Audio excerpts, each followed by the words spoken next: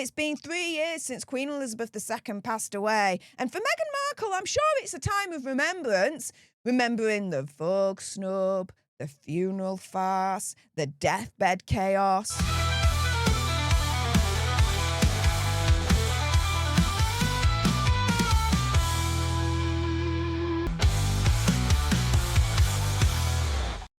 Hey up everyone, it's me, Stef The Alter Nerd, your nerdy alternative, and welcome to the Dose of the Daily Nerd, where I break down the royal news and gossip of the day that's pretty much caught me eye. And oh my goodness, yeah, let's jump into this madness, shall we? Because it's been 3 years since Queen Elizabeth II sadly passed away, and for Megxie, like I said, I'm sure it's a time of remembrance. You know, remembering that Vogue snub, the funeral farce, the deathbed chaos. Now, what the deuce am I talking about here? Well, let's take it one by one. And first off, let's jump into the Vogue snub, right? Here reported by Daily Mail. Inside Meghan Markle manifesto for Vogue that snubbed Queen Elizabeth in favour of virtue signalling celebrities. And so we all remember back in September 2019 when Megxie was part of the royal family that she guest edited an edition of Vogue for their September edition, right?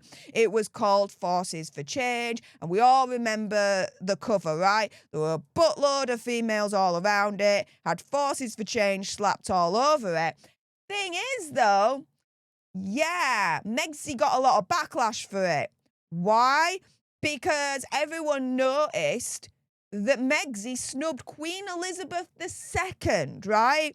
Queen Elizabeth II wasn't on the cover, and she wasn't featured or discussed in that Vogue edition, really, in any way, shape, or form. And so this article goes on to explain that on social media, many people were quick to criticise the choice of cover stars, with many asking why the late Queen Elizabeth II wasn't included. Especially considering that Queen Elizabeth II had graced the cover of Time magazine multiple times and was named one of the most influential people in the world in a May 2007 issue. Others asked why non-celebrities such as doctors or teachers were not on the cover. And so, writing for the Daily Mail at the time, Piers Morgan attacked the virtue signalling celebrities on the front page, saying just as ridiculous was the image of a mirror on the cover, tucked in between all the multi-millionaires. And this is the thing, this backlash was indeed warranted. Why didn't she include Queen Elizabeth II? Queen Elizabeth II is considered one of the most influential female figures in history of all time. She led a extremely remarkable life, met many historical figures, right? And essentially, according to Megxie, based on the front cover and whatnot, Queen Elizabeth II wasn't a force for change. What a Vogue snub indeed. Now, let's jump into the second one, the funeral farce. So this is surrounding Prince Philip's funeral. And here the Daily Mail reports revealed the Queen's cutting remark when she discovered Meghan Markle wasn't attending Prince Philip's funeral. And so biographer Tom Bower writes in his book, Revenge, Meghan, Harry and the War Between the Windsors, he writes, quote, "The mood in London was sombre. Daily, the media extolled Philip's remarkable life and devotion to the country. The Duke had painted, or planned, should I say, a simple funeral at St. George's Chapel, Windsor. The rehearsals displayed faultless military drill. Few would not be touched by the perfection of British ceremonial tradition. The weather was forecast to be perfect. The only uncertainty was the relationship between Harry and his family." And so Tom Bower then writes, "Neither the palace nor the media understood the Sussex's mindset when Harry arrived in London just before the service. How would he cope with his father and brother? Meghan had cited a 7-month pregnancy as the reason for not travelling. In Windsor Castle, the Queen was preparing to face the public on one of the saddest days of her life.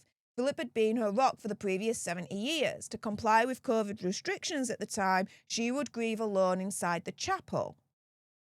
However, she was reported to have said to her senior aides, 'Thank goodness Meghan is not coming.' There was no mistaking the Queen's dislike for the disruptive actress." Yeah. I mean, a lot of us in the end pretty much said the same thing and shared the same sentiment. Thank goodness Megxie isn't coming. However, I did criticise her for not coming because at the end of the day, she snubbed Prince Philip at the final moment and didn't attend his funeral, citing, oh, she's too pregnant to fly this, that and the other. Come on. She could have easily afforded or got one of her friends to have given her a private jet to fly over and have like a doctor or someone with her to make sure that she was all right. But no, she had to make that excuse and not come over. The ultimate snub, right, to Prince Philip, in my opinion, conspiracy theory, whatever. However, overall, yeah, the Queen's right. Thank goodness she didn't come. Because she'd just make it all about herself anyway, because, you know, what's an alleged narcissistic nutbag from hell supposed to do, right? Other than try and make it all about herself. Which leads on to the third one, the deathbed chaos. So this is where, allegedly, Prince Asa was arguing with his family, trying to get Megxie to come with him up to Balmoral to see the Queen before she sadly passed away. This is the thing, though. By wasting time arguing, he missed out on saying goodbye to the Queen as a result. All because, allegedly, Megxie didn't want to take no for an answer and wanted to go up with him to see the Queen, to be a part of it, right? Again, what's an alleged narcissistic nutbag from hell supposed to do in this instance when she's denied what she wants? Cause arguments, cause hissy fits, cause a deathbed chaos. Absolutely extraordinary, that whole situation, and what Megxie allegedly caused as a result. Because she was denied. She wanted to be a part of it and they said no. So she allegedly causes arguments and hissy fits and ultimately deathbed chaos. Seriously. Like, someone needs an attitude adjustment. Let's put it that way, guys. With that being said, you know, Megxie has made, as far as I'm concerned, numerous attacks against the Queen, right? The obvious one that always springs to mind for me, and probably a lot of you guys, is the Oprah interview.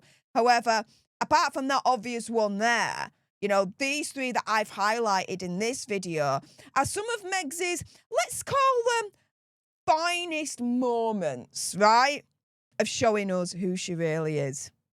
Now, if you appreciated this video and you want more, and of course there's going to be more there, make sure you subscribe to join our Alter Nerd tribe here on YouTube. If you're watching on X, make sure you're following me at Stef Alter Nerd. Like, share, comment down below your opinion, conspiracy theory, whatever. What do you think are some of Megxie's finest moments of showing us who she really is? What do you guys think? Let me know in the comments down below. Thank you so much for tuning into this video. I appreciate all your faces. And until the next time, you guys, laters.